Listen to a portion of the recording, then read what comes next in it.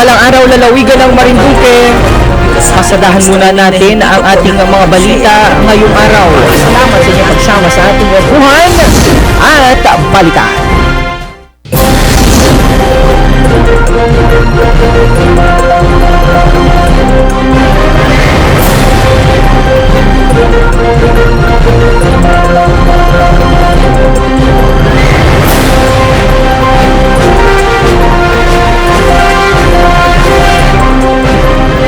Mapagpalang araw, lalawigan ng Marinduque. Pasadahan muna natin ang ating mga balita ngayong araw. Salamat sa inyong pagsama sa ating kwentuhan at balikan.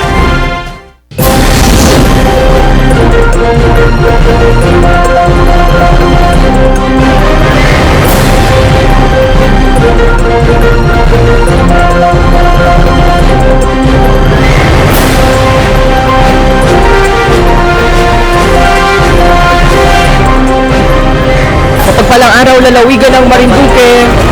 Pasadahan muna natin ang ating mga balita ngayong araw. Salamat sa inyong pagsama sa ating kwentuhan at balikan.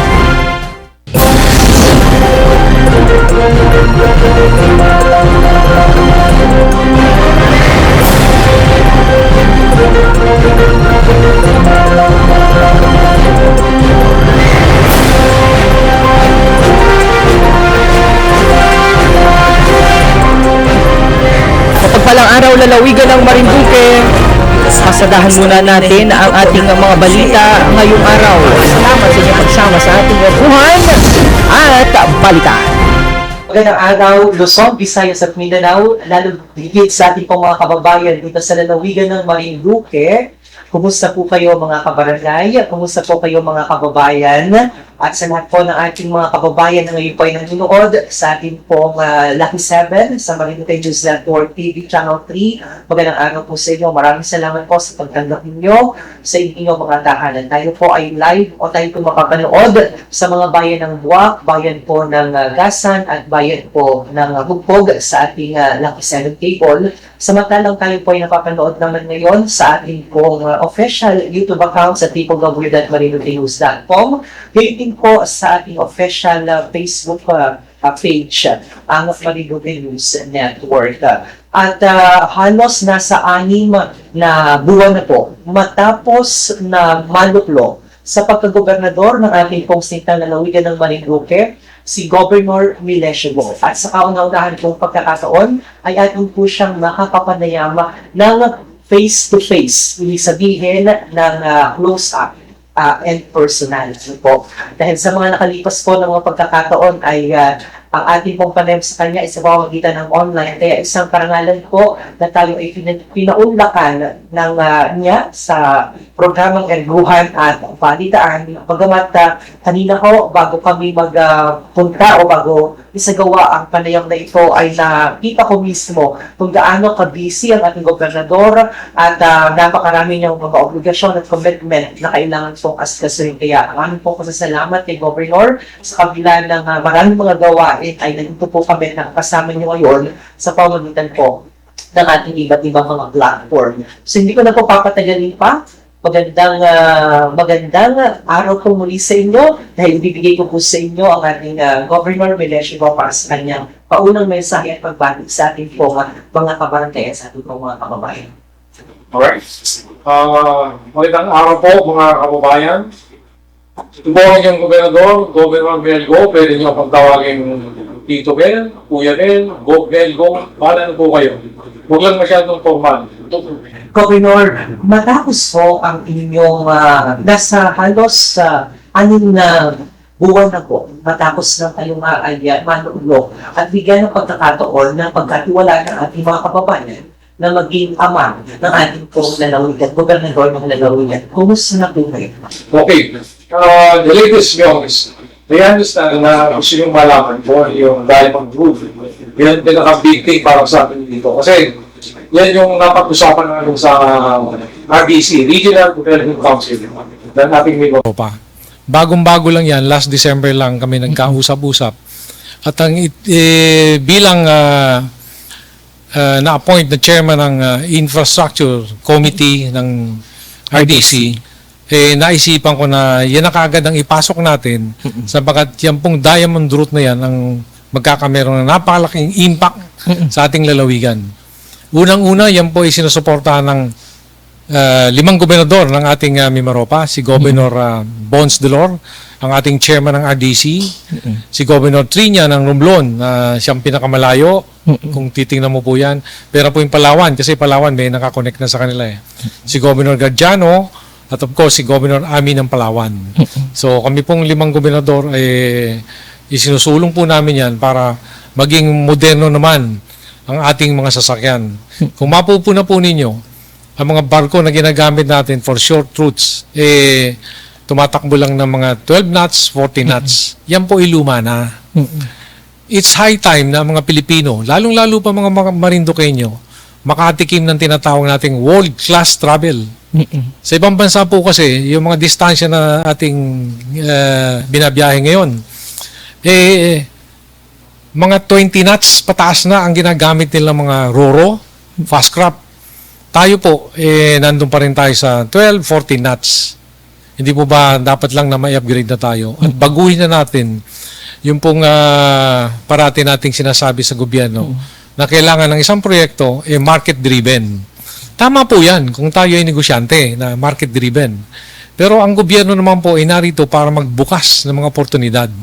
Kaya yun po nga ang sinusulong namin na ang gobyerno natin na mag-start, mag-umpisa ng mga activities.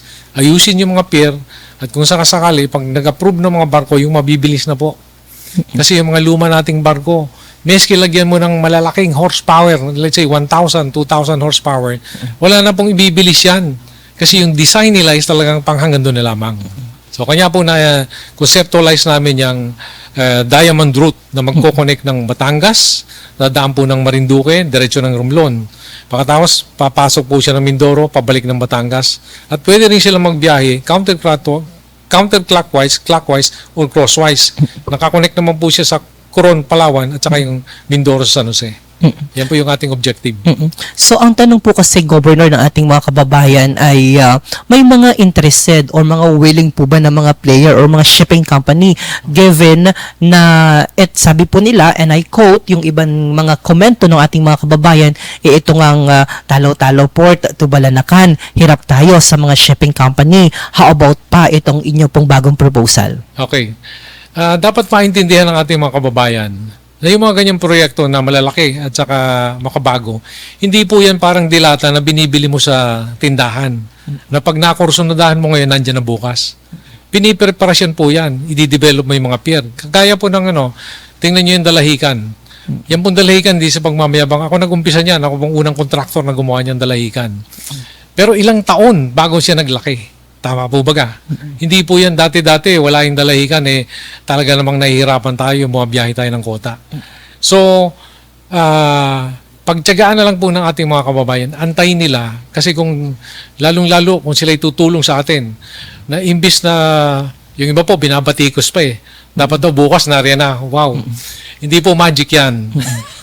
Yan po merong feasibility study, pinag-aaralan lahat kung ano yung tamang-tamang barkong size na ilalagay, ano ang mga pasilidad na dapat i-construct. So, bago po niyan, mangyari. Ngayon, ang pinakamaganda dyan, maumpisahan. Anything naman sa buhay ng tao, kailangan may naumpisan. Kasi pag hindi mo po inumpisan yan, wala pong mangyayari dyan. Correct. Kaya, para po masagot dun sa mga naiinip, pagpasensyaan po ninyo, hindi po yan kadaka-daka na pag binili mo na parang kotse, dilata, nariyan na. And beside, kakapropose nyo lang naman po ito, Governor. Ay, thank you, Myong. Tama po, kasi bago lang po ako na-elect, December. Ngayon po ay January lang. So, sana naman po, maging pasyensyoso kayo. Alam naman labanan natin dito sa probinsya. Yung mga nauna po sa amin, dekada ang inabot. Huwag niyo po kaming apurahin sana. Pero Governor, nakapag-usap na po ba kayo sa, like for example, sa PPA, sa Marina, or meron na po ba kayong mga initial step na ginawa para sa katuparan nitong inyong napakagandang plano? Kwento po natin, ang RDC po, Regional Development Council, halos lahat po ng departamento ng gobyerno nandyan. PPA, Marina, Coast Guard, DTI, Tourism, nandyan po sila at may mga director po doon. At bilang kami ang kanilang officers, opisyalis, tumatakbo na po yan. Kaya pag mimitingan na naman namin sa March, meron kaming RDC meeting ulit sa Romblon. So dala-dala na po yan. Kaya ang pinaka-importante po kasi dyan, maumpisahan yung feasibility study na ang sinabi ko nga doon sa secretariat ng RDC, ganito ang gawin natin para hindi tayo nag-aantay. Sumulat na tayo sa ambassador ng Japan, ambassador ng Taiwan, ambassador ng Singapore, ambassador ng Australia. Kasi yan po mga bansa na may mga magagaling na mga shipbuilding companies. Na kapag nagustuhan ng mga bansa na yan, baka tulungan tayo, bigyan tayo ng grant, magawa na kagad ang feasibility study. Ang kailangan lang po natin dyan ay sipag. Sipag po magsulat. Kasi kung hindi naman po tayo magsusulat at aantayin natin ang ating gobyerno, alam po naman natin na kulang ang funding ng ating gobyerno, lalo na po ngayon. Na medyo nahihirapan tayo, mababa po ang ating koleksyon ng BIR. So, sariling sikap na lang. Gawin na lang po natin yung pwede natin gawin kesa po nag-aantay tayo. Pero kailan naman po ang timeline nito, Governor? Ay, kagaya na sabi ko, Mr. Myong, hindi naman ako eksperto dyan sa mga ganyang feasibility. Ang nakikita ko lang is yung looking forward, sabihin natin yung vision natin, yung anticipation natin. Ang makakasagot po niyan, yung timeline, are the experts. Yung mga sabihin natin, yung talagang naghihimay-himay ng mga datos, di ba?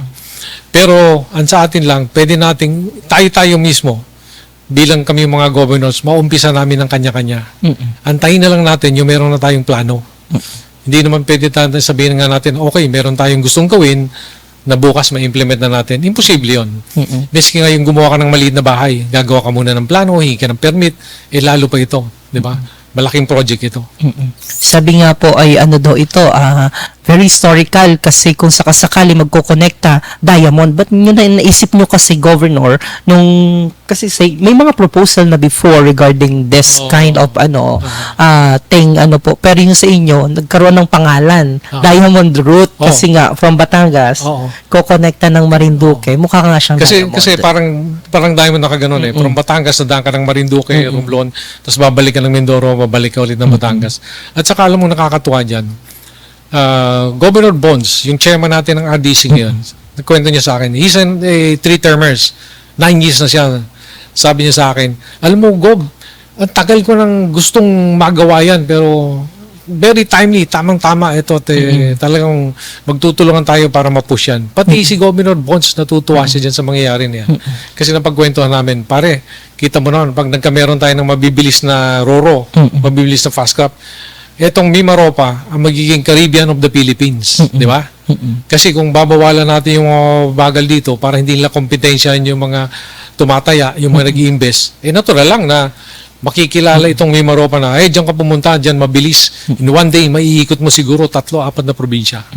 Governor, total yaman din lamang at pinag-uusapan natin ang mga pantalan dito po sa ating lalawigan. At noong nakalipas ho na Disyembre at January, yung 1, 2, 3, 4, naranasan ho natin. At kayo mismo, alam ko, nakita nyo kung anong mga paghihirap na dinanas ng ating mga kabarangay sa pagpila sa Talaw-Talaw at sa pagpila lalo na dito sa Balanacan. Do ang Talaw-Talaw naman may sarili silang jurisdiction doon. Pero syempre, ang inyo po, cover ninyo, na jurisdiction ninyo, itong sa Balanacan. Ang tanong ho ng ating mga kababayan, Governor, bakit daw ba hindi natin ginagamit as a passenger, walang passenger vessel na nag-ooperate dito po sa ating Kawit Port at dito po sa ating Buyabod Port? What is your plan, Governor? Yung Kawit Port, doon pang June, as early as June, di pa ako nakakaupo. Inilapit ko na yan kay Secretary Beans. Dati siya yung nasa DOTR na humingi ako sa kanya ng breakwater. Kasi ang complaint ng mga barko, ng mga RoRo, kapag daw malaki ang alon, yung rampa nila pumapalo doon sa deck na mabasag o nasisira. Ang nangyayari kuminsan, halimbawa nasira yung hydraulics. Pagdating sa Lucena, hindi mabukas. Kaya iniiwasan nilang gamitin itong Kawit Port. So sabi ko nga, ang kailangan mo lang dyan is breakwater. Kasama na po yan dyan. Kasi sabi ko, kanya-kanya kami mga gobernador, kanya-kanyang push ng mga project. Yung Kawit, tinutulak ko na yan magkameron ng breakwater. Kasi magiging anchor port yan Panggaling mo ng Batangas, dumaan ka ng Kawit. Paano dadaanan ng barkong malalaki yan? O ng mga fast craft na kung kapag malikot ang alon, hindi ka makakapondo. Ngayon, parte naman sa Buyabod, ang complaint nila doon is because of the siltation, nagbababaw, paano rin papasok ang mga roro. Ngayon, sabi ko sa kanila, siyempre, hindi naman tayo mga expert dyan sa shipping, si PPA nakakaalam yan. Either you do dredging, or humanap ka na naman ng fast craft na medyo maliit-liit, pero yun ang sinasabi natin, kapag masyadong maliit ang sasakyan, baka hindi makompensate, di ba? Yung kanilang diesel, baka gagastos sila ng malaki tapos hindi makapasok. But at any rate, huwag kang mag-alala yun kasi pina-study natin yan. Hindi natin pinababayaan ng Marinduque. Take note. Okay. That is one thing na may pagmamalagay ko sa kanila. Hindi na po ako kailangan magyabang kasi I'm doing what is best for Marinduque. Hindi na po that's yung mga nagtatanong na gano'n, I leave them to their own opinion. Basta sabi ko nga, manood na lang kayo, antayin nyo kung anong resulta. Okay. At kung walang resultang maganda, wag na nyo akong iboto sa 2028. That's as simple as that. Ang sa akin lang is I'll do what is best for Marinduque. Kayo na ang mag-judge. Hindi po ang mag-judge yung 1,000 or 500 na labanan dito sa Marinduque. Diba? Kayo ang mamimili. So kasi Governor, sabi daw po ng ating mga kababayan sa Santa Cruz na ipangako niyo daw po kasi sa kanila yung atin pong Buyabod Port. Okay. Kaya sabi po nila, aasahan ba namin na itong Buyabod Port sa panahon po ninyo ay mabubuksan? Yes. That's true. Yung pinangako namin na we will make Buyabod operational. It's true. Talaga, pero tinatrabaho namin yan yung. Hindi naman yung, I'm not the kind of person na magkikwento ko tas hindi ko ginagawa. Dangan nga lang, sabihin natin, kung nagkataon lang na shipping ako, baka sarili ko na pina-operate ko Hindi ganun kadali na maglagay ng isang babiyahe doon dahil unang-una, yung investment mo sa vessel, di ba? At yung tinatawag natin na kapag bumiyahe siya, meron bang sasakay? Wala pa tayong datos doon, di ba? Tama, maraming taga Santa Cruz. That's for convenience na masasakyan nila. Ganun pa rin ang problema natin. Hindi po ganun kabilis. Na pinangako ko ngayon, pakalipas ng isang taon na dyan na, sabihin na lang nila, kung kami po ay nagpapabaya, then you can blame us. Pwede nyo kami sisihin. Wala naman kayong ginagawa Hindi naman po namin kailangang ikwento sa inyo kung anong ginagawa na natin. Kasi pwede naman nalang i-verify kung ano na yung mga umiikot sa DOTR, sa BPA. Si Mr. Palmeri nga, nagbo-volunteer Yung taga roon sa Santa Cruz. Boss, talaga dati-dating may si Mr. Palmeri. Kami na, maglalagay kami talaga ng biyahe. Sabi ko, bilisan nyo lang, padre. Kasi kayo rin ang magbibinipisyoan dyan. So, yun lang. Just to assure them. Governor, nakalimutan ko palang itanong kanina na nakipag-meeting ho kayo or nagkaroon ho kayo ng pagkakataon para ma-meet si Senator Mig Zubiri. Ano po bang napag-usapan, tinalakay niyo po dito? Kasi nung narinig ni Senator Migs, ang ganda niyang project na yan, yung Diamond. Sabi niya, gumawa na kayo ng pinagagawa na nga kami ng parang I don't know, you call it briefing paper or what, sabi niya. At ako na mismo magpo-push para kung may nagpo-push sa inyo sa Congress, ako naman sa Senate. Kaya sabi ko, thank you, Senator. Sabi nga niya sa amin, as a matter of fact, magbubukas kami ng session sa January 26. You are invited. Pumunta ka doon sa amin sa Senate para mo yung mga senator doon. So, yun ang short story lang. Pero kasi nung narinig na niya, wala naman akong na-meet na nagsabi na hindi maganda yung Diamond Route.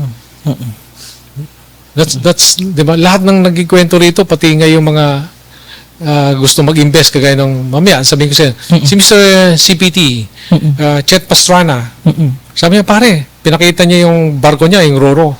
Itong barko ko, pare, fast craft to, mabilis ito. It can accommodate Sham trucks, 9 na trucks, tsaka 45 cars, 390 passengers. Sabi ko, malaki, partner. And si Mr. Chet Pastrana, nung nakausap ko si Mr. Ramon Ang, RSA, mismo na may San Miguel.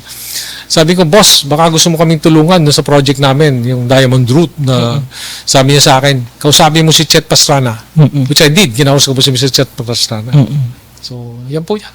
Okay, at least we're looking forward. At least meron ho tayong mga tinitingnan na mga ganyan mga programa na hopefully the soonest possible time ay mag-materialize. Kasi at the end of the day, tayo naman mga kababayan ho natin dito sa lalawigan at mga karating probinsya ang magbe-benefit nito at lalong mapapalakas ang turismo. And usapang turismo, Dagdagan ko lang para lalong bumilis yan. Sa ating kasi Diamond Road tayo, nananawagan ako sa lahat natin, yung mga Marinduqueño, Batanggenyo, taga Mindoro, taga Romblon pa lang. Mag-ingay na tayo sa social media na pag na-deploy ang Diamond Route na yan, na mga biyaheng mabibilis ng barko, tatry po namin, sasakyan po namin yan. Para naman yung mga nakakarinig ng mga investor na, talaga palang marami ng mga Pilipino na gustong makatikin ng world-class travel. correct. Oo, and speaking of world-class travel, Governor, syempre isa din sa mga conveniente na transportation ay ang by air. Yes. Kumusta na ba tayo, Governor? Okay. Kumusta po ang Sige. ating airport? Ito, ang masakit dito sa airport na to, talaga namang, kasabay niya, nung sabi ko, noong June, kinausap ko si Secretary Beans.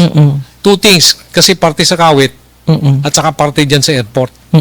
Nung malaman ni Secretary Beans, kunento niya sa akin, pare, kasi merong NOTAM yung airport nyo, which is notice to airmen na hindi pwedeng babaan ng eroplano yung airport kasi daw may ginagawa. Okay. Sabi ko kay Secretary Beans, ang alam ko, wala nang ginagawa dyan, nakatengan na yan. So, true enough, within 48 hours, tumawag sa akin si Secretary Beans, sabi niya sa akin, Gob, tinanggal ko na yung nota mo, yung notice to airman. Ang problema mo na lang yung mga eroplano. So, hinabol namin si Cebu Pacific, si PAL, si AirAsia. Sabi namin, pwede ba, kung pwede na niyong ibalik yung biyahe. Ang sabi niya, boss, kasi hindi na ganun kadali. Unang-una, ang mga turboprop, yung maliliit na eroplano, ay doon na dinadala sa Clark.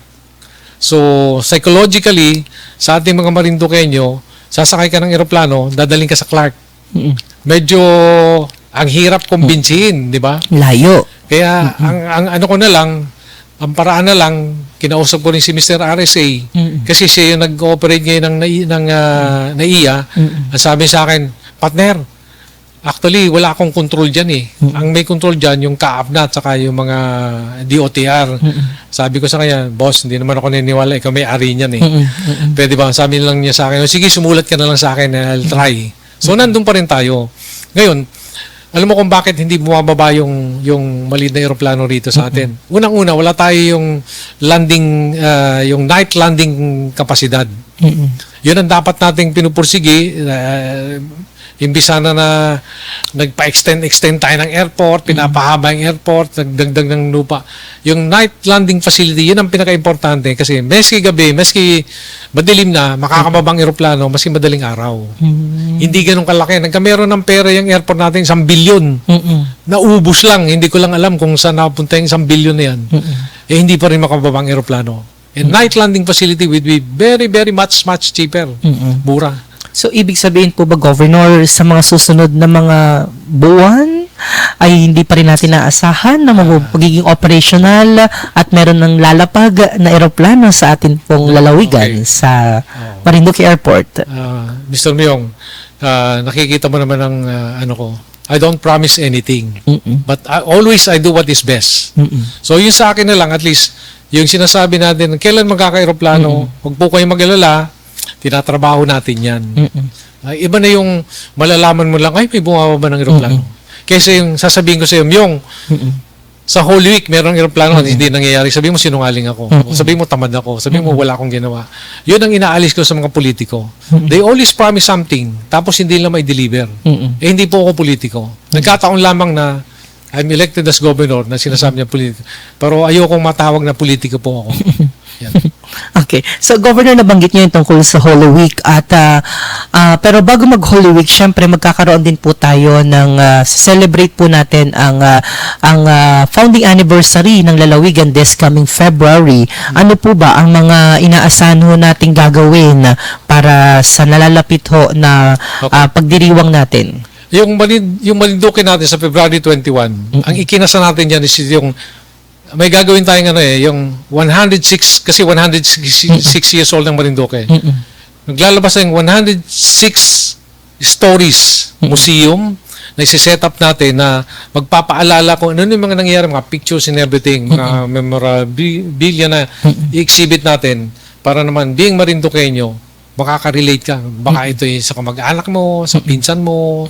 So, anything that matters na nangyari dito sa ating 100 taon at 6 na taon, yun ang makikita ng mga Marinduqueño. Okay. So, may mga, baka gusto nyo pong imbitahan yung ating mga kababayan na sila umuwi dito sa February bago hindi lamang sa Holy Week para naman po saksihan ang mga inihandaan nyo pong gawain. Balikan ko lang yun, no? Kasi, yung Holy Week natin, meron na kaming niready ng mga programa niyan. As a matter of fact, meron tayo yung talentong Marinduqueño, di ba? Para maiba naman. Kasi yung parang activities na yan, meron tayo diyang 3 klaseng activities. Singing, dancing, variety acts. At ang champion dyan sa bawat activity na would receive something like 50,000. So, 3 tao, 50,000. Second place, they will get 30,000. Third place, 20,000. At saka dun sa mga consolation prize, meron din naman. Yung ginagastos natin dyan, yung iba dyan, mga donation yan eh. Hindi naman purely gastos ng capital yan. Kaya, yan ang pangbangga ko sana, nang hinayangan lang ako. Kasi for so many years, marami tayong naimbita mga artista rito na ginagastos natin ng million piso. Ayoko lang banggitin. Yan yata yung live project mo. Live. Imagine, lalabas ka lang ilang milyon. Yun lang pumunta rito, naka-aeroplano, pare milyon ang ginagastos yan. Napupunta lang sa ibang tao. Hindi pa taga Marinduqueño. Ito, kung may mapili tayo magagaling na Marinduqueño, at least sisikat yung tao. Ma-flip yung pamumuhay ng pamilya nila. Mas maraming makikinabang doon. So that's isa dun sa ano natin. Tsaka marami pang lalabas na mga activities sa Holy Week. Kaya sabi namin, hindi ko na ikikwento lahat. Basta pumunta po kayo rito, makakaramdam kayo ng ibang sabihin natin, hindi naman natin masabing pagse-celebrate yung Holy Week. Ibang Karanasan. Karanasan sa darating na mahal na araw. At doon po sa mga interesado na sumali para sa talentong Marinduqueño, maaari po kayong bumisita sa official Facebook page na ating pong Governor Melgo Marinduque. Nandun po yung mechanics at the same time sa kung paano po kayo makakapagparehistro. Ito po'y tuloy-tuloy pa rin po at meron lamang po kayong kailangang i-fill up na registration through online at doon sa mga hindi naman marunong siguro gumamit ng online, ay pwede ho naman siguro pumunta dito sa office ng gobernador at hanapin si Miss April kung sila po yung focal person para dito sa activities na ito para makapagparehistro kayo. So yun po at sana ay asahan po ninyo na tuloy-tuloy naman at pwede ninyo rin itong i-subscribe at i-like ang official Facebook page ng ating governor. From time to time nag-update po doon ang ating mahal na gobernador. Governor, hindi ko pwede hindi itanong ito sa iyo. Alam Sige. ko marami ka pang mga Sure. aktibidades and commitment pero natanong ho na ating mga kababayan, ano na daw po ang update sa pagsasaayos natin ng ospital? Oh, okay. Isa pa, nahihimutukan lang ako kasi alam mo kung bakit ang laki ng nagastos natin. But the thing is, ganun pa rin ang nangyari. Ano? Ang update na lang natin ganito kasi kanina lang, kausap namin yung mga shipping companies na pag nagdadala sila ng pasyente, supposedly dapat libre na di ba? Yung pala, kaya natatagalan ng tenga. Imagine, iisa ang cashier ng hospital. So, yung working time lang niya, 5 to 8, doon lang magkakameron ng cash para maibigay doon sa driver ng babiyahe. Kaya yung binago na namin yan. Nagdagdag na kami ng cashier para meski na alanganin ng oras, may makukuha silang pera pag biyahe. Pero ang pinakamaganda, pumayag na yung mga shipping companies na hindi sila maniningil muna kapag daan ng ambulansya, kundi ibibill na lang kami on a monthly basis. Diba? Simpleng solusyon lang. So, pumayag naman sila, Star Horse Montenegro, pag daan ng ambulansya natin, hindi na kailangan maglabas ng pera. Yun ang umpisan. Aantayin na lang yung MOA para magkameron ng agreement. At least, mararamdaman na natin ng mga tao natin yan. So, yun Ngayon, po. yung improvement naman ng hospital, inilapit ko na rin kay Secretary Ted yan. Sabi ko, Secretary Ted, alam mo, nadismaya ako sa hospital. Pinagmamalaki natin. Pero ito, pangit pakinggan. Papunta raw sa level 2. Ano nangyari? May bago kang hospital, yung kitchen. Pag bumaha, hanggang tuhod, level 2 ang baha. I mean, that's bad, di ba? Mm-mm. So, sabi ko, bigyan mo lang ako ng bagong hospital. Secretary Ted, integrated. I will integrate the wards. Kasi kalat-kalat eh. Di ba nakita mo? Pumunta ka na, meron doon, meron dyan, meron dito, meron sa likod. Mm-mm. So, kaya na sabi ko rin, nagdagdag na rin kami ng nurses, staff. Mm-mm. We're trying to find out ano yung nagiging problema dyan. We found out na supply ng ating gamot. Mm-mm. Maraming dumadating hindi natin kailangan. Mm-mm. Kasi may supply contract doon sa nakalipas. Mm-mm. At yung kailangan natin ng gamot, yun ang wala. Totoo, kaya yung mga tao nagrereklamo. Pero don't worry, kasi yung kontrata na yun, inaalis na natin. Mm-mm. 10 years na. Mm-mm. Kung gusto mo pang makanig na isang kontrata na tinanggal ko, baka mas... Governor, continuous din po ang pag-hire ng ating pong mga nurses at as a matter of fact, may 12 ho na ER nurses tayo na supposed to be i-hire para yung ating pong serbisyo medical ay maging mas maayos pa sa hinaharap. Pero Governor, sabi nung iba, wala daw gamot. Dahil ba Okay, sa sinasabi kaya mo nga, na kasi nagkaroon ng problema? merong supply contract. Mm-mm. Okay. Hindi naman sa amin galing yung supply contract na yan, Mr. Myong, ha? Yung supply contract na yan, sabihin na natin, let's face the music, nung nakalipas na administrasyon, 10 years yung supply contract. Mm-mm. Imagine, 10 years. Tapos ang sinusupply niya, yung gamot na hindi mo kailangan. At yung kailangan mo, yun ang halos wala. Mm-mm. Kaya ang nangyayari dito ngayon, ang ordering natin ng mga gamot is coming from the doctors na. Mm-mm. Hindi yung dating, yan ang masama yung supply driven. Yung gusto ng supplier, yun ang bibigay sa'yo. Yung gusto ng doktor, yun ang wala. We're changing that. Inaayos natin yun. Okay. Tsaka yung dagdag ko na sa'yo, nung paring June, July, naglapit na ako sa DOH. Humingi ako ng additional doctor para dyan sa hospital. Nangako naman sila, Secretary Ted sa akin, sabi niya, bibigyan ka namin ng 5 doktor. Unfortunately, Gob, you have to make pila. Oo. Sabi ko, my God, Oo. sana noon pa pumila na. Oo. Kasi, di ba may mga graduating doctors tayo, galing sa PGS, galing sa East Avenue, etc. Mga Jose Reyes yata, mga government hospitals. Ang mga doktor dyan, nag-training. Pwede nilang ipadala sa mga probinsya, kagaya itong sa atin. Ang kailangan lang talagang dapat ginawa is nag-request ka. Kasi lahat ng probinsya sa buong Pilipinas nagre-request eh.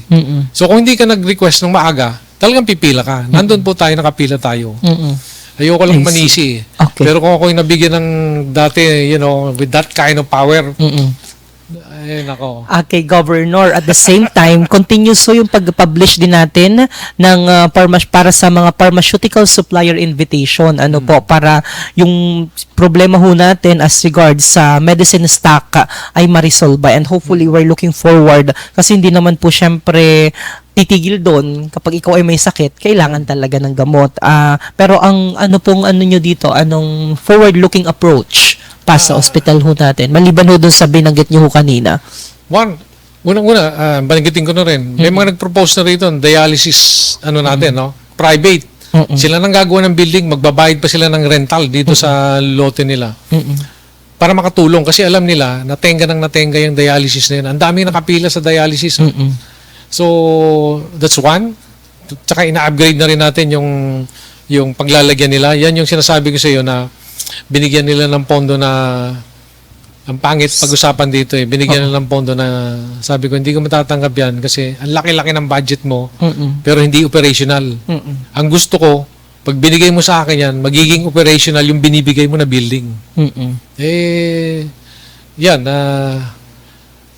Kasi sabi mo, wag na muna natin pag-usapan ng mga...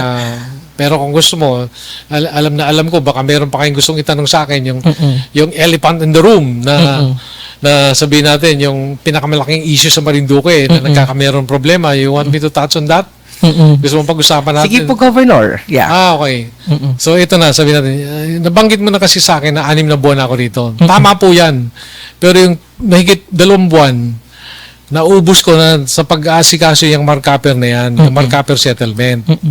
Ngayon, ano po nangyari dyan? Kung gusto mo, ito parang regalo sa atin yung markuper settlement eh. Pinaliwanag po nila sa akin yan bago ako lumabas. Meron ng settlement ng markuper. In a short spiel, pakiabot nga sa akin yung box. Sige ho. Ito para Okay, sige. ano nangyari dyan sa na yan? Mm-mm. Okay, sige, Governor. Paabot na lang po, kukunin na lang po. Sige. But pag-uusapan ho natin kasi, I understand magkaroon ho ng parang 100 million Ay, yan. pesos settlement agreement, ano ho. No. Di umano. At kaya naman, isahuyaan sa Ito po ating yan. pong tatalakayin po ngayon. Okay? Dito po sa ating programa. At the same time, ay meron hong revelasyon. Si Governor, hawak-hawak Okay. niya po ang Ito, mga kababayan. box nakalagay 100 million US dollar Markup settlement. Okay. What about that, Governor? Yan po yung sinabi sa akin na napanood ko pa nga si Governor Presby sa TV. Mm-mm. Tinarabaho daw niya yan, ni Congressman, Mm-mm. si Attorney Tricia, ni Attorney Mm-mm. Mike. Only to find out pare, nung Pera na po ba ang laman yan, Governor? ito nangyari, yung Ano po yan? Ano yung empty, wala pong Empty, laman. walang laman. Oh. Kasi walang laman yung escrow account. Okay. Na sinasabi nila may $100 billion settlement. Ang sabi ko, bakit yung pinirmahan yung settlement Oo.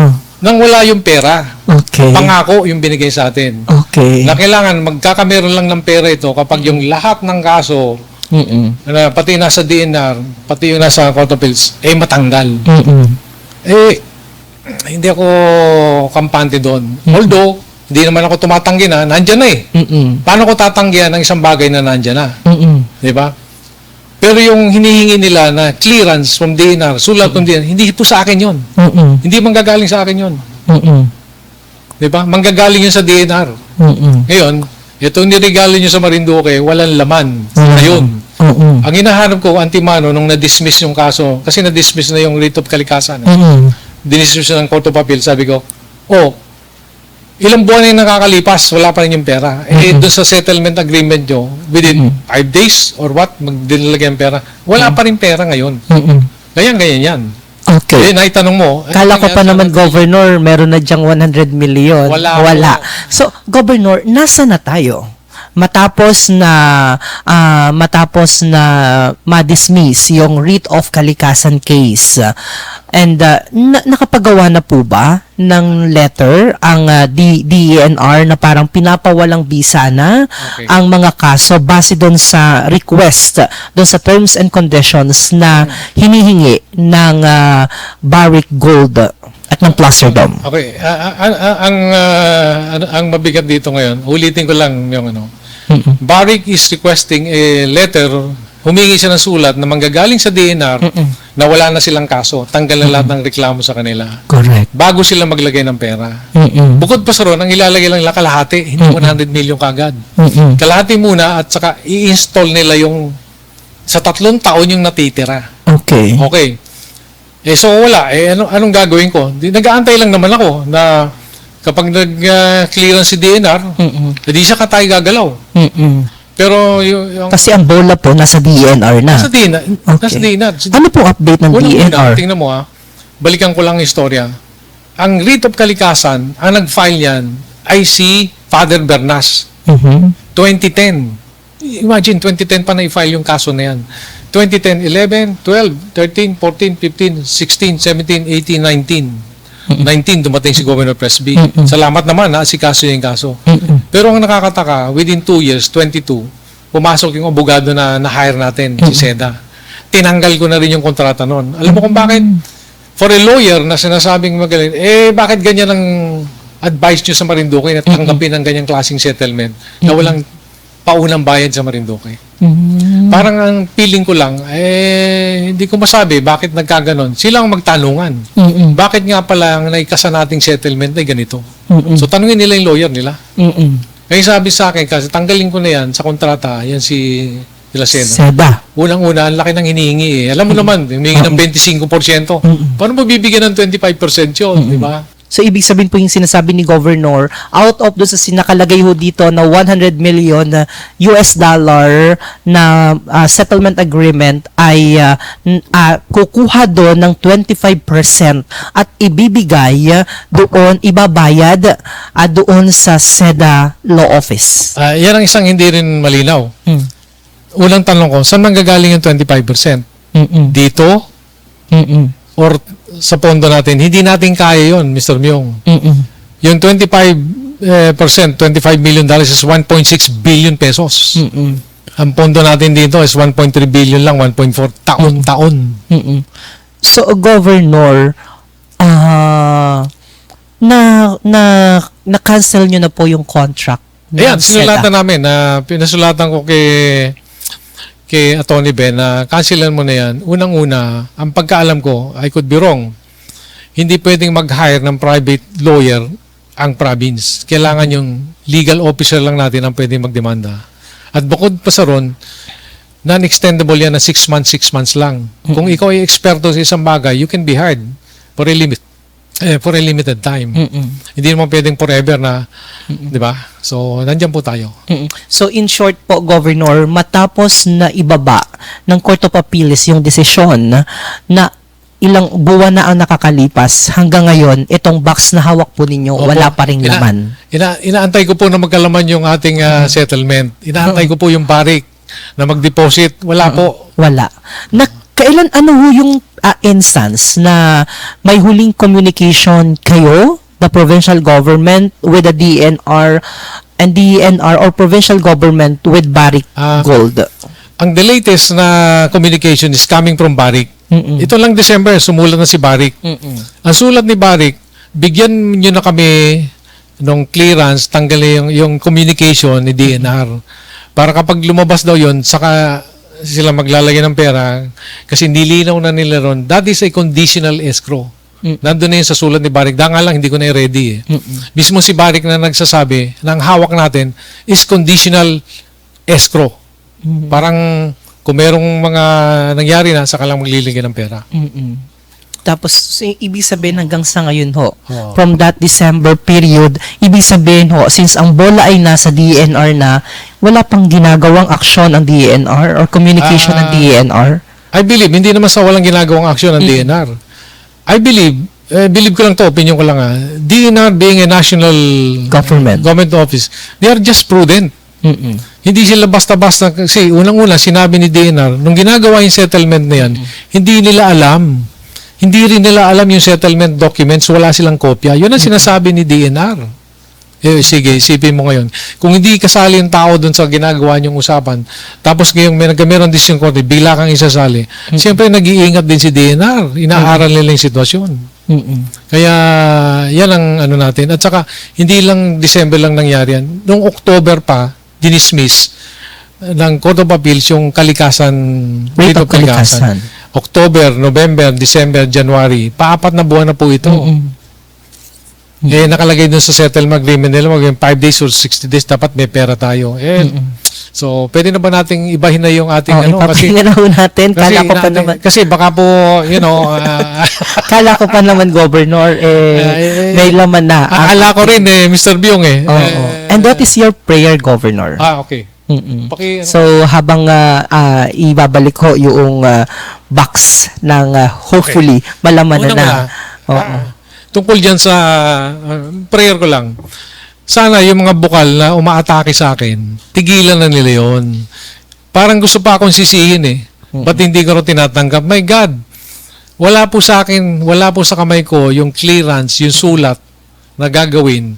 DNR po yung gagawa nun. Ngayon, kung meron ng sulat si DNR, natural lang, tanggapin na natin, nandyan na di ba? So, mali po yung, wari ko, parang namumuliti ka na naman itong mga bukal na ito di ba?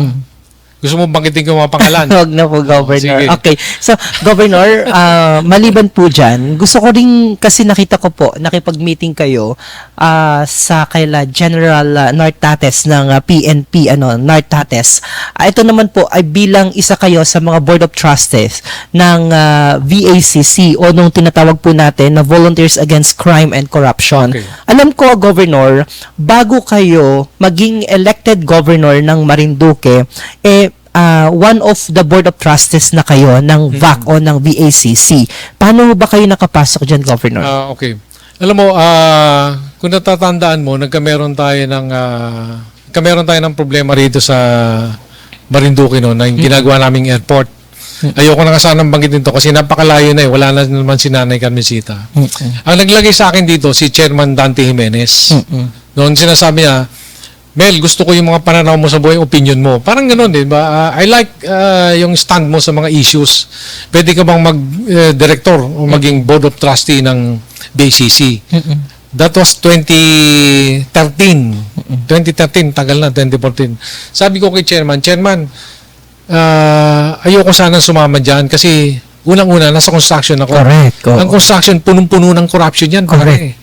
Alam mo, sabi sa akin ni Chairman Dante, alam ko naman yan, pare. Kaya lang, ito lang hilingin ko sa'yo.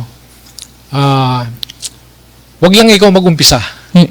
Parang, di ba, at saka tumulong ka na lang sa amin kasi there are very few people na ngayon na, may ganyang pananaw na kaya nga ako tumigil ng nag-slow down sa pangontrata kasi sobra na eh. If you would have noticed, dati nag-AAA kami, pinabayaan ko na lang slow down kasi hindi ko na kaya yung mga kwentuhan dyan. Kaya 2016, nag-retired na ako. So, I'm enjoying my life na eh. Oo. So, nagkataon lang, itong election na to, napasama na naman tayo dyan. Na-elect tayong governor. So, I'll just do what is best na lang. Yung kaya natin. So, ibig sabihin, Governor, nung kayo po ay kontratista pa o contractor pa kayo, yung binabanggit ho ng mga 10%, 15% na ngayon daw ay umabot na ng 25%, talagang totoo yun na nangyayari ho? Nung panahon namin, ang ceiling nun, matatawa ka hindi ko nagkikwento sa isang congressman. Hanggang mga 10% lang yan. Oo. Pag lumagpas ka sa 10%, hindi na mabait. Hindi na mabait yung, sabihin natin, hindi na mabait yung politiko. Oo. Meron ako nakasagupan na isang taga Northern Luzon. Oo. Kunento niya sa akin, pare, tinanong ko siya boss, dito ba sa teritoryo niyo, anong labanan dito? Naku, ang labanan dito sa amin, napakababa lang. Ha? Paano nangyari? Hindi namin pinapakialman. So, bahala lang sila dyan. So, ganyan ang mga istorya naman. Nakakatulong ho ba yung pagiging advocate ninyo ng anti-corruption and good governance Oo naman. ngayon na kayo po ay gobernador na? Anong mga initiative na ginagawa ninyo para yung ganyang korupsyon sa lalawigan ng Marinduque, particularly dito po sa provincial government of Marinduque, maiwasan? Okay. If you recall, doon sa aking inauguration, di ba, ang pronouncement ko kagad, Executive Order number 1, transparency ang kailangan natin dito lahat ng transaksyon sa probinsya. At sinabihan ko na rin ng mga contractor dito. Dito sa amin, ang bidding, wala po ritong taker. Lumabang kayo ng fair and square at kung kayo yung mababa, sa inyo namin i-award ang project. Kasi hindi naman kami manghingi ng yung mga ganyang komisyon. Kaya nalulula ako nang naglabasa na nga yung mga storya natin sa flood control, 25%. Correct. Files, my God. Talagang mabuti na lang at hindi tayo na, hindi, tsaka may discipline, may internal, naman tayo na, hindi na hindi na maganda. So ano pa po, anong panawagan mo sa atin pong mga nasa gobyerno, lalong-lalo na ang nasa provincial government? Ay, panawagan ko sa lahat ng empleyado ng Kapitolyo. Kapitolyo. Sinabi ko na sa kanila yun, I don't care kung ikaw ay naging supporter ng mga Velasco, di ba? O kayo sumuporta sa akin. Basta ang pagsilbisyuhan na lang nyo ay ang probinsya. Huwag yung sabihin nyo na, ay, loyal ako kay Melgo. Hindi po. Maging loyal kayo sa ating probinsya. Pagdating governor sa good governance at yung mga anti-corruption, anong sabi mo sa kanila, sa mga empleyado ng gobyerno natin dito sa Kapitolyo? Ang inaano ko na nga lang dito, huwag na nilang tanggapin yan mga recently lang SOP, di umano. Yeah, recently lang nakita ko nga pinaano ko nga yung pamimili na lang diesel ang tasas ng presyo, oh my God. Oo. Ayoko nang banggitin yung detalya. Basta sa atin we're doing our best kasi ako naman hindi naman sa pag modesty aside yung okay na sa akin ang simple living I retired 10 years ago na ganyan-ganyan na lang at least gusto ko lang sana na ito mga kababayan natin maka-experience naman or makatikim naman nung yung kagaya mo, halimbawa, nakapag-enjoy ka ng kahit hindi mo masabing total na kasaganaan sa buhay, yung bang maramdaman naman ng isang Marinduqueño na, uy, meron palang ganyang klaseng 'di ba? Hindi mo masabing luxury, Mm-mm. kundi kaginawahan. Mm-mm. Yun ang hinahanap natin, maging maginhawa lahat ng Marinduqueño. Okay. Naku, Saka Governor. hindi sila nagkakasakit, malayo sila sa sakit, gumaan ang kanilang pamumuhay. Yun lang, simple lang. Simple wish. Okay. At kung magkasakit man, ay may magandang ospital na pwede pala silang Oo, pagdalhan. yun pa Okay. eh. Naku, Governor, humaba na ho ang ating Oo nga eh. oras. Pero Governor, may mga other big tickets project ho ba kayo for this 2026 na inaasahan ho ng Actually, ating mga nag-start kababayan? na eh. Yung na-start natin yan, isusunod namin yung Tigyon it's a road sa ano rin. Nag-umpisa na yun sa Santa Cruz Butilaw, 60 million yun. Okay. Would you believe 65 million yun, nag-bidding sila, so bumagsak sila sa 60 million. Sabi ko, tama, may savings, magagastos ko sa hospital yun. Lahat ng savings dito, iniipon-ipon ko, ipinupul ko, para kung sakasakali, may bato ko din sa hospital. Yun naman ang prime ano natin. At saka yung, ano ko na, yung sa mga bata, kasi nung malaman ko ng DSWD, ang laki ng budget sa Marinduque, kinausap ko si yung ano natin dito. Si Pwede ba? Miss Helen. Pwede ba nating i-shift na yung budget nyo maibigay sa mga estudyante, yung mga graders, grade 1, grade 2, grade 3, mapakain natin sila sa recess nila yung para mainggan yung pumasok ng mga bata. Okay. Kasi kung mabibigyan mo siya maski maliit na yung Tetra Pak na drinks lang may konting tinapay, ang mga bata mapipilitan pumasok. Alam naman natin kabuhayan ng ibang Correct. At yung kababayan iba ho, natin. Governor, Yung mga ibang bata. kababayan natin, nahihirapan magpapasok ng bata kasi sometimes, sabihin natin, sa kakulangan, walang almusal. Correct. Kung at least meron dun sa eskwela, yun sana. Nabanggit ko na rin ito kala Miss Lynn. I don't know how they're doing it. Yung nga, kaya kailangan ko ng, alam mo na, yung, sabihin na natin, at my age, Oo. marami rin ako nalilipasan. Hindi ko matrack lahat. Bright suggestion and Para- mga some Para merong nakatutok, hindi na bibitawan yung Correct. yung mga focal Wait lang. person na tututok ko. Ayun. Ako, Governor, maraming salamat po Oo sa nga pagpapaulak ng kawawa panayam. At nagagalak po kami at natutuwa po kami sapagkat ibinahagi ninyo ang ilan sa mga accomplishments po ninyo sa nakalipas na 6 na buwan ng inyong paglilingkod. And we are looking forward na yung iba pa po ninyong mga magagandang adhikain at misyon para sa ating lalawigan ng Marinduque sa mga darating pa po na mga buwan at taon ay maisakatuparan. And we are looking forward din and sana suportahan ho ng ating mga kababayan ang mga inisyatiba po ninyo na gagawin po dito. Sa pangwakas, Governor, baka may gusto ka pong mensaheng ipaabot sa ating mga kababayan na ngayon ay nanonood sa ating programa. Sige. Unang-una, salamat sa iyong interview. And hilingin ko na rin sa iyo na kapag meron kami mga activities na mabigyan mo na rin ng Airtime. airtime para yung mga chief of offices namin dito makapag-share ng kanilang ginagawa. Kasi hindi ako pala kwento yung kasi yung asawa ko, pamilya ko, nagagalit sa akin, ba't di mo kinikwento sa akin? Gigil na gigil sila kasi narinig nila sa ibang tao. So that's my character eh. I'd rather na makita mo yung resulta, yung epekto ng ginagawa ko, kaysa nagyayabang ako ngayon, sasabihin, ganito pong ginawa ko, ganitong gagawin ko.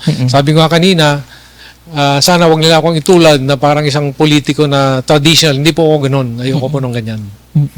Kasi matter pa, inaawat ko nga yung, hindi ko na ikikwento sa'yo. Sige, maraming salamat. May mga nadatnan ho kami ng mga parang Korean investor ho ba sila? Yeah. Ano po bang nito? Okay. Anong direction po nila? Si Mr. Vic is gusto nilang magtayo ng solar farm. Kaya kanina lang, kasi na-delay sila, naghahanap na sila ng lupa na kung pwede para makapagbigay sila ng proposal sa atin. Kulang nga, sabihin ko, bibigyan ko na lang kayo Kaya lang, hindi ganun karaming lupa ako. Correct. So, yun, parte sa solar yun. Baka may mga nanonood ho ng mga kababayan natin na may mga lupa. Ilan ho bang ektarya ng lupa ang tinitingnan 10 nila? hectares. Na 10 ektarya. Na kahit hindi na may mga specific na bayan ho ba sila na tinitingnan? Well, preferred sana na sila Benavista. Kaya ang biniro ko kasi meron akong 30 hectares sa Benavista. Kaya lang sabi ko baka hindi suitable sa inyo. Pero, tingnan natin. So Kasi- baka may mga lupa ho yung ating mga kababayan na nanonood ngayon, kailangan ho nila ng 10 hektarya ng lupa, maaari po kayo makipagtulungan para magkaroon ng katuparan itong solar farm Kasi- eventually. Yan ang unang-unang kailangan natin, Mr. Myong. Particular maski sa tourism and everything, hospital, kailangan natin ng magandang power, magandang kuryente. Correct. Mm-mm. Ayoko namang magyabang sa'yo na medyo, medyo, sabi nga ni, medyo okay na po, wag lang nababati. Wala na pabati. Ang daloy ng kuryente Oh, sa ating binabati lalawigan. raw sinashutdown ng mga loko-loko. Nako, Governor, maraming Thank you, salamat Mr. sa Myong. inyong Salamat din oras. sa iyong crew. And we're Salamat. looking Thank you, forward guys.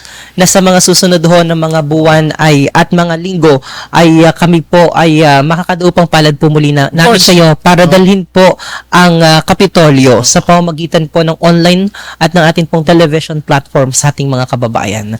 Ako po ang inyong lingkod. Dito po si DJ Myong Romeo Mataak Jr. at nakasama po natin ang ating Governor Melesio Go sa kanyang ulat sa ating mga kababayan. At magkakitaan po tayo sa susunod naming episode dito lamang po sa Erguhan at Balitaan. Maraming salamat mga kababayan. Ay, Mr. Myong, Governor. pwede wag na lang Malaysia ko, Melgo na lang. Mas madaling isulat yun. Governor Melgo. Ayan, Governor Melgo. Thank you, salamat. Okay, so kita nyo naman no, napaka-informal and napakadali lang lapitan ni Governor. True enough. Okay, so muli po ako po ang inyong DJ Myong. Maraming salamat po sa inyong ginawang panonood. See you on our next program. Thank you.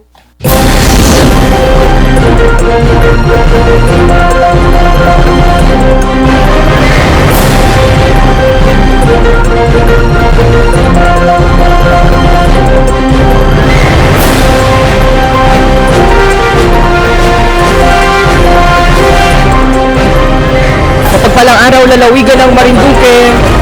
Pasadahan muna natin ang ating mga balita ngayong araw. Salamat sa inyong pagsama sa ating Erguhan at Balitaan.